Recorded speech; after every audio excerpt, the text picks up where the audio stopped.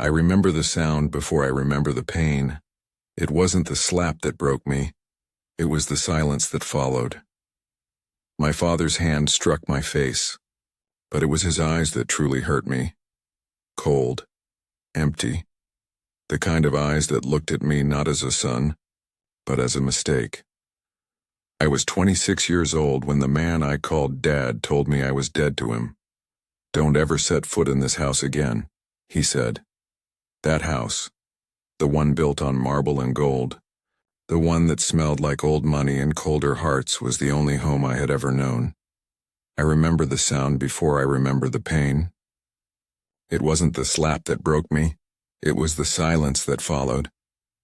My father's hand struck my face, but it was his eyes that truly hurt me. Cold, empty, the kind of eyes that looked at me not as a son, but as a mistake. I was 26 years old when the man I called Dad told me I was dead to him. "Don't ever set foot in this house again," he said.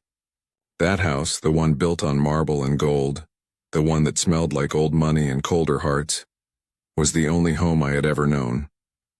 Standing outside those iron gates that night with my face burning and my heart splitting open, I had no idea the truth waiting behind that pain would change everything I thought I knew about my life. My father, Richard Langford, was one of the wealthiest men in New York. Langford Enterprises, worth over $180 million, stood like a monument to his willpower and cruelty. I grew up in his shadow, breathing in the scent of power like poison. Private schools, luxury cars, perfect suits, but nothing I did was ever good enough. If I got an A, he asked why it wasn't an A+. If I won, he asked why it wasn't faster.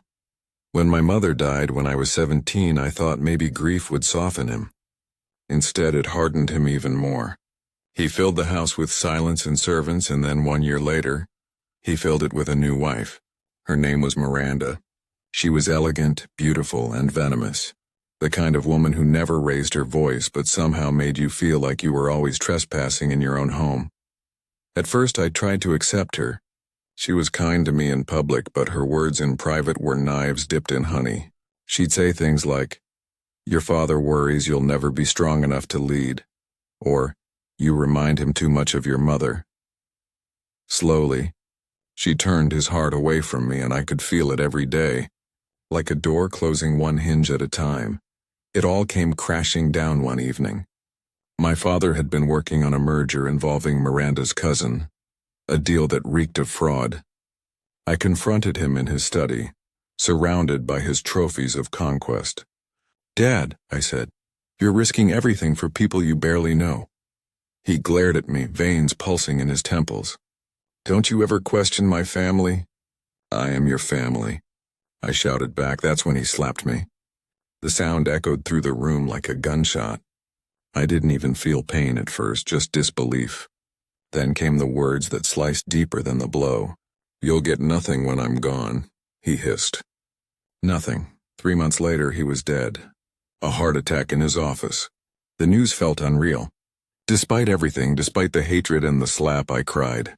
Because hate doesn't kill love. It just buries it under pain. The day of the will reading felt like walking into a courtroom of ghosts. Reporters outside, lawyers inside. Miranda, dressed in perfect black like grief, was a costume she'd borrowed. I sat there waiting, my stomach tight, my mind replaying our last fight. The lawyer cleared his throat and began. "To my son, Andrew Langford, I leave nothing. He has chosen his own path away from this family, and I respect his decision." The room went silent. My blood froze. Miranda's lips curved into a soft smile, the kind only winners wear. I felt the floor disappear under me. All those years of trying to prove myself, erased with a sentence. She inherited everything. The estates, the stocks, the company. $180 million. I wanted to scream, but no sound came. I just walked out numb. In the weeks that followed, I sold what little I owned and rented a small apartment downtown. The world I'd grown up in vanished like smoke. But then one evening my phone rang. "Mr. Langford," a voice said. "This is attorney David Keaton. I need you to come to my office immediately. It concerns your father's will." I almost hung up. There's nothing left to discuss, I said. Sir, his voice lowered, this isn't about the will. It's about you. Something in his tone made me go. His office smelled like dust and old secrets. He looked tense, papers spread across his desk, a folder stamped confidential. Andrew, he began softly, what I'm about to tell you may change everything you believe about yourself.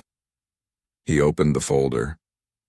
Inside were photographs, hospital documents, and a small faded bracelet with a baby's name on it. This, he said, is your birth record. I frowned. Okay, so what? He met my eyes and said, you weren't born Andrew Langford.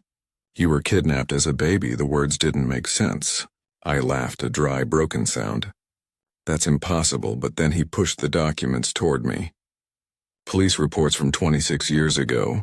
A missing infant named Ethan Miles, kidnapped from a hospital in Boston. The details matched. Birth date, blood type, even a small scar on my shoulder I'd never been able to explain. I stared at the papers as the room spun. He continued talking, voice distant like through water. DNA tests confirm it. Your biological parents are alive. They never stopped searching for you. My throat tightened. My father, Richard, did he know? Keaton hesitated. He found out years later.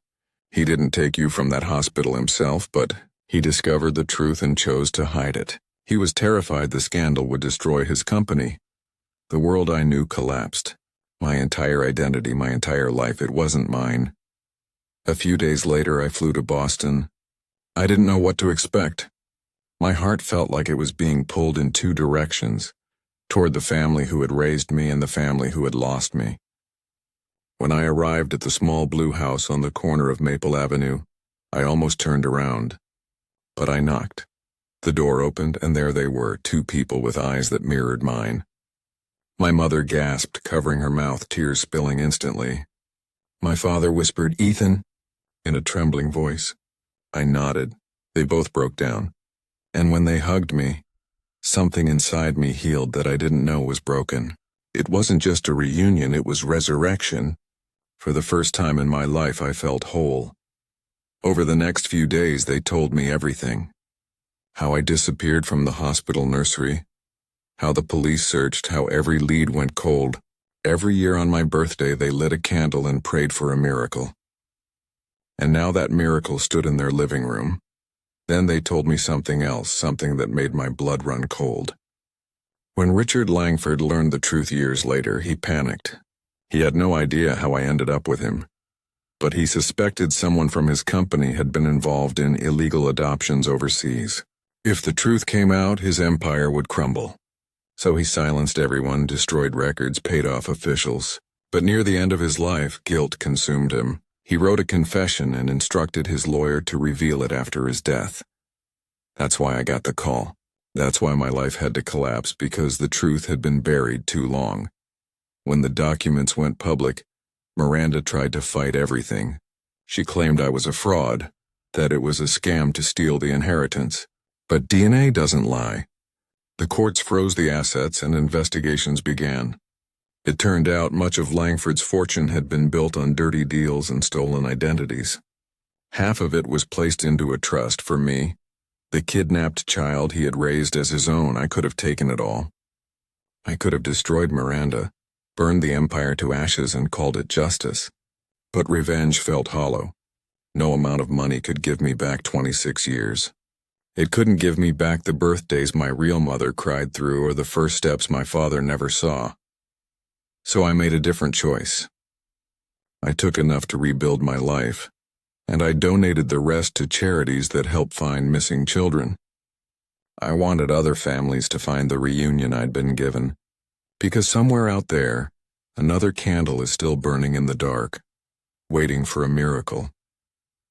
I spent years hating the man I thought was my father. Now I see him differently, not as a monster, but as a broken man who made monstrous choices. He raised me, but he lived every day with a secret that poisoned him from the inside. Maybe that's why he could never truly love me. Because every time he looked at me, he saw the crime he'd hidden. And yet in the end, he gave me the truth. His final act was the first honest thing he'd ever done for me. It took being cut out of a $180 million will to realize that my worth was never measured in money. My worth was in truth, in love, in the family who never gave up on me. Sometimes I still visit his grave. I don't go there with anger anymore. I go to tell him that I forgive him. Because forgiveness isn't saying what happened was okay, it's saying that I refuse to let it define me. People ask if I wish I'd never found out. But I think about it this way. If my life had stayed the same, I would have spent it chasing approval from a man who could never give it. Now I live in peace knowing exactly who I am.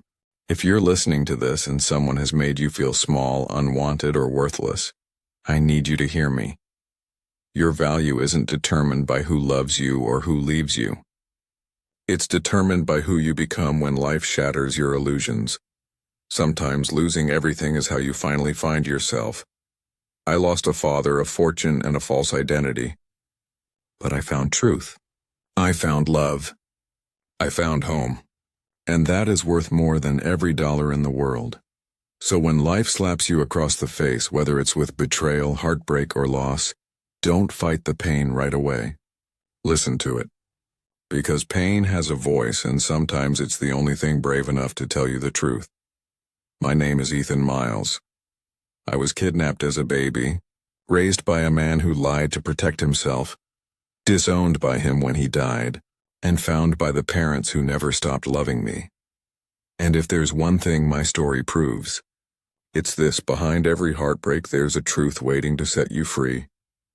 But that night, standing outside those iron gates with my face burning and my heart shattered, I had no idea that the truth waiting behind that pain would change everything.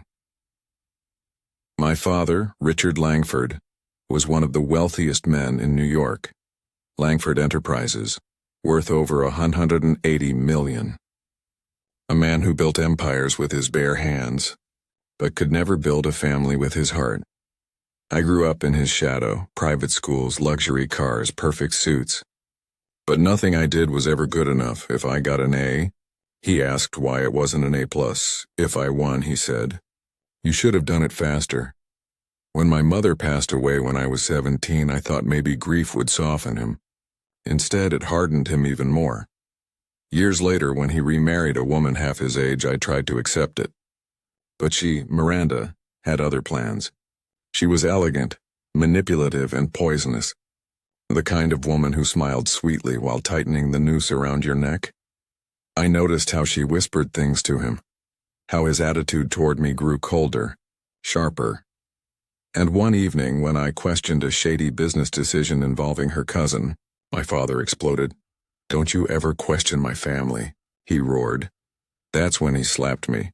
That's when he told me to get out. He called me ungrateful. He said, "You'll get nothing when I'm gone." And then, he did exactly that. 3 months later, I got the call. My father was dead. Heart attack, they said.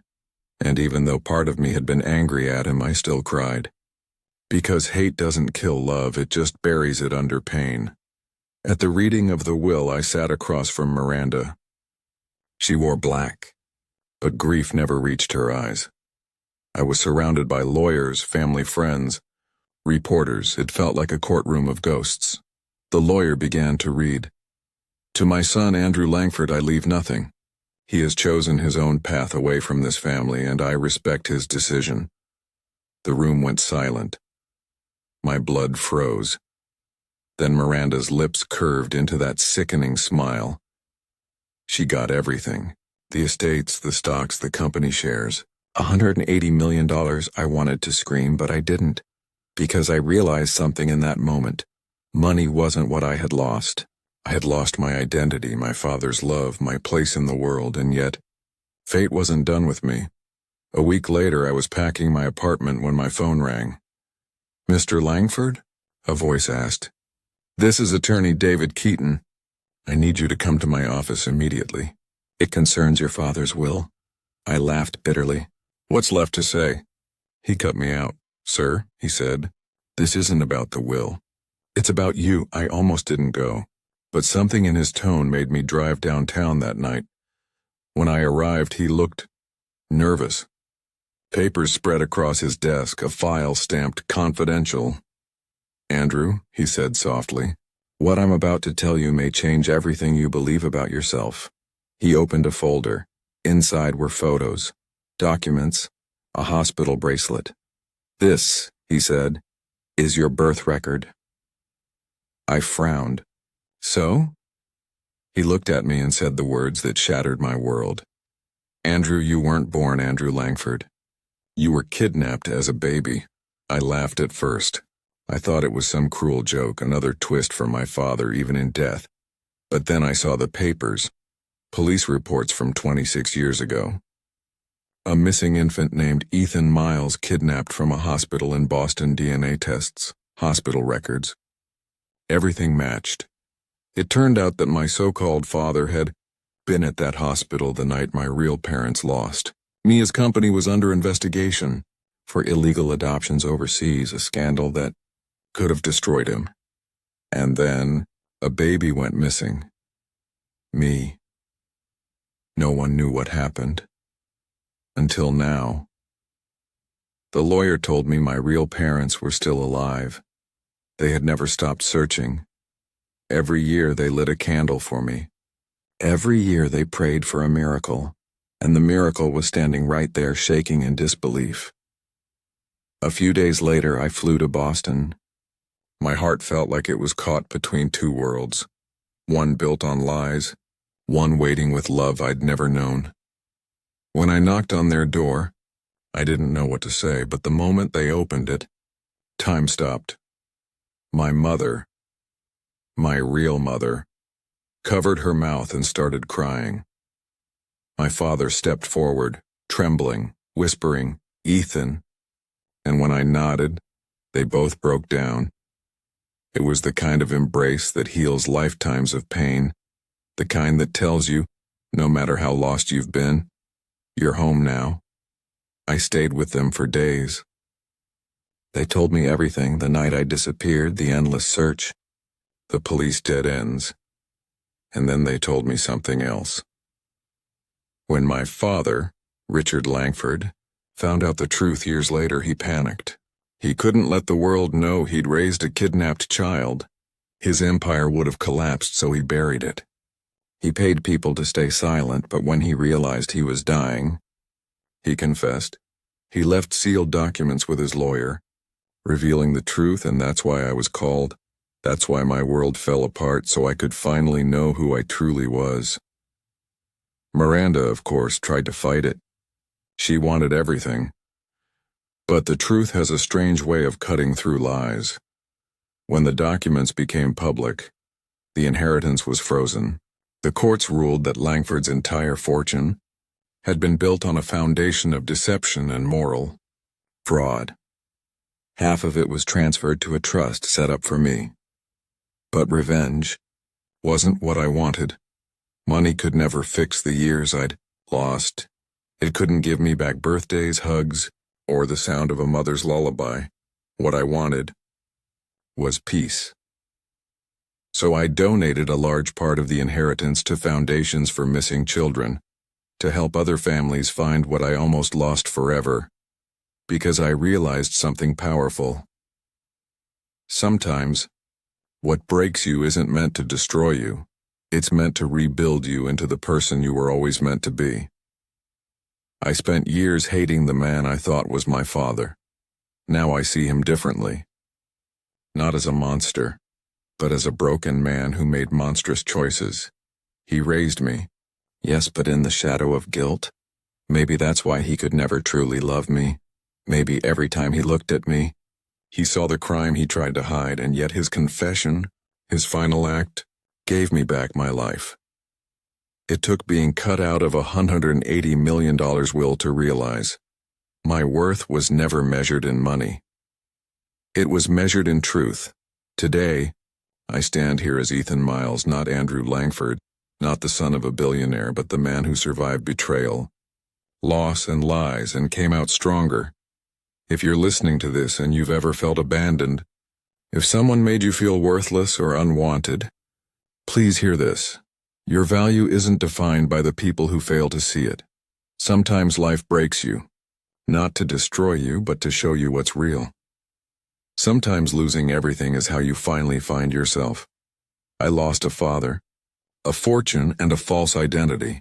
But I found truth, I found love, I found home, and that is worth more than $180 million. So when life slaps you across the face, don't fight the pain. Listen to what it's trying to tell you. Because behind every heartbreak, there's a truth waiting to set you free.